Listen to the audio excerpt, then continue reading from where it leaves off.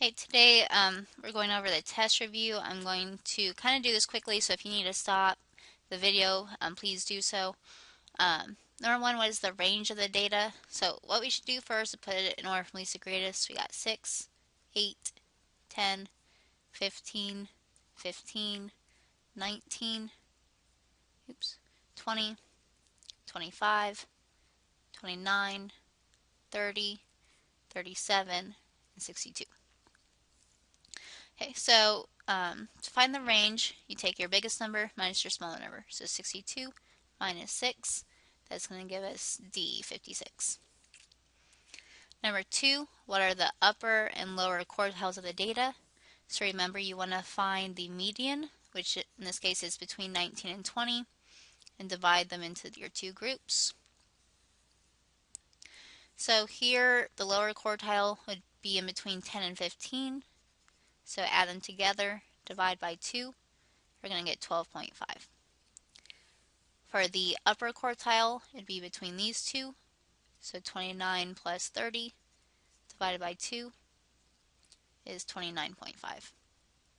So those two are my quartiles, which was H.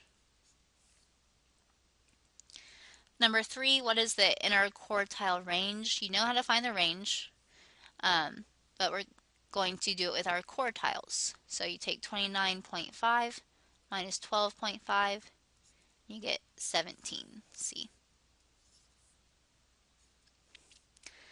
Number 4, what are the outliers of the data? This was the hardest thing we did this chapter. I will tell you it's going to be the extra credit problem on the test. So you start with taking your range, the inner quartile range, times 1.5. It's always times 1.5. We're going to get 25.5.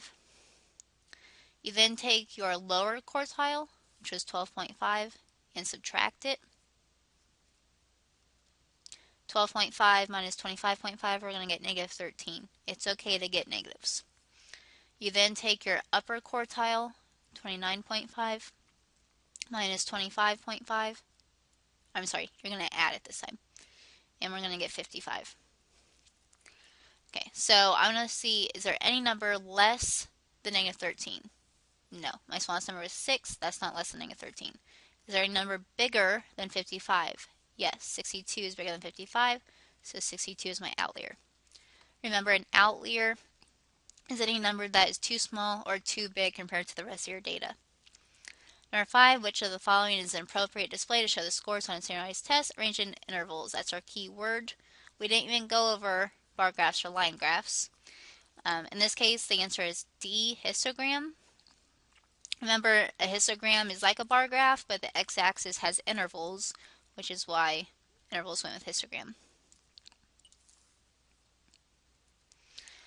Next, number 6, we have to use the box and whisker plot.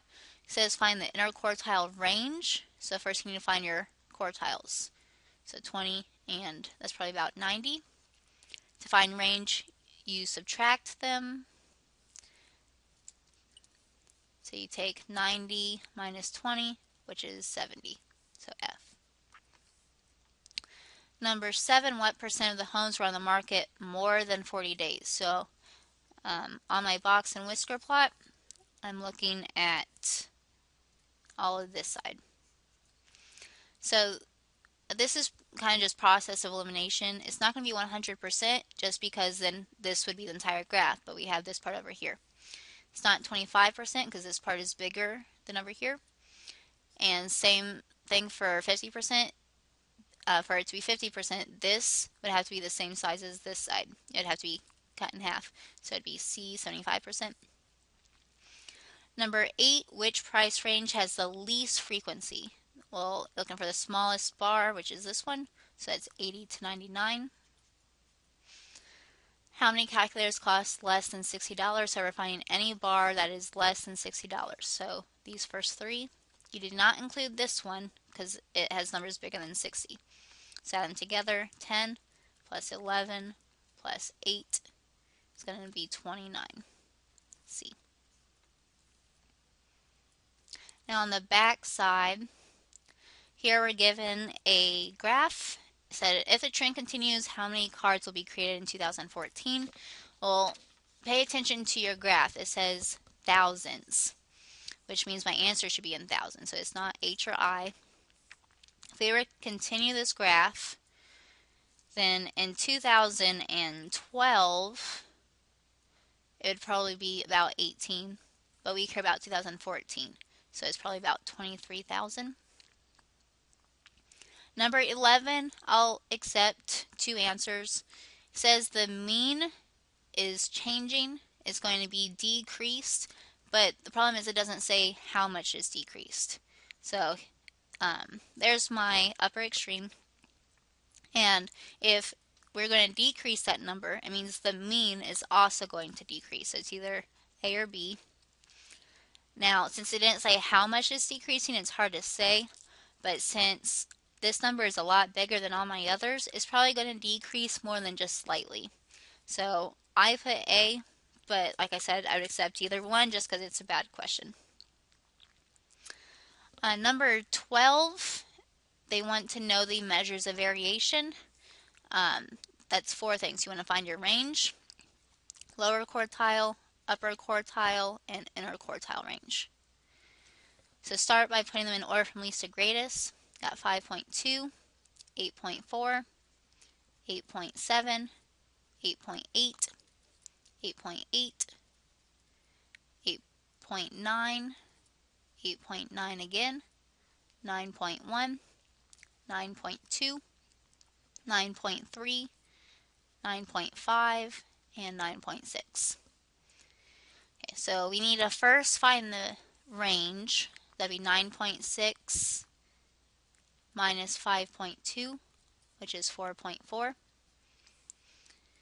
And then to find your quartiles, you need to find the median.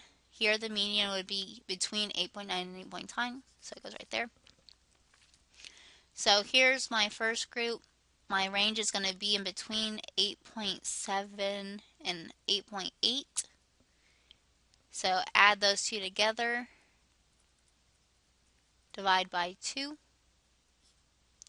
and we are going to get 8.75. Your upper quartile is in between 9.2 and 9.3. So add those two together, divide by 2, and you get 9.25. In our quartile range, you subtract your quartiles. So 9.25 minus 8.75, you're going to get 0.50 or 0.5. So measures of variation are these four things.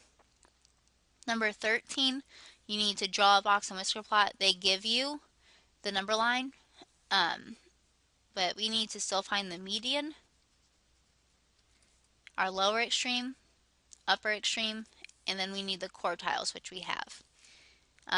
I said the median was right here between 8.9 and 8.9, so the median is 8.9. Lower extreme, your smallest number is 5.2. Upper extreme, biggest number, 9.6. So I'm going to start putting those on my graph. I got 8.9, 5.2, 9.6. Then my quartiles, 8.75 and 9.25. So they're really close. And when you connect them, connect first and second, fourth and fifth, make your box, and a line through the median. Number 14, we want to know the range of the data. So find your biggest number. This is 58. Subtract your smallest number, 18. 58 minus 18 is 40. This little thing right here just tells you how to read it. So that means 4 or 5 is 45. So 1, 8, 18. Number 15, they want you to make a circle graph. This is already in a percent, so all you have to do is turn each number into a decimal, multiply it by 360 to get your number of degrees. So 0.25 times 360 is going to give us 90 degrees. And remember to round to the nearest whole number. 0.28 times 360 is 101 degrees. 0.15 times 360 is about 54 degrees.